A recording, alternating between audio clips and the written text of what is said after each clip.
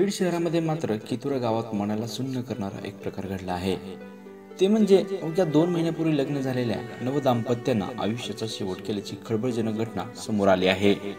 बीडच्या कितुरा येथे एका नवविवाहित जोडप्यानं आपलं आयुष्य संपवलं।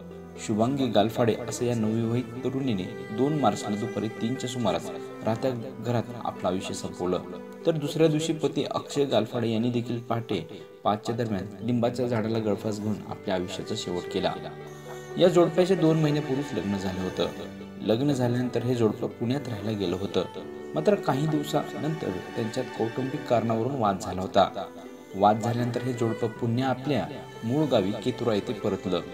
कितुरा येथे परतल्यानंतर पुन्हा त्यांच्यात कौटुंबिक कारणावरून वाद व्हायला सुरुवात झाली। त्यानंतर तरुणीने आधी आयुष्य संपवण्याचा निर्णय घेतला। तिच्यानंतर मात्र तिच्या पतीने देखील आयुष्याचा शेवट केला। त्यामुळे संपूर्ण गावामध्ये मात्र सध्या हळहळ व्यक्त केली जात आहे।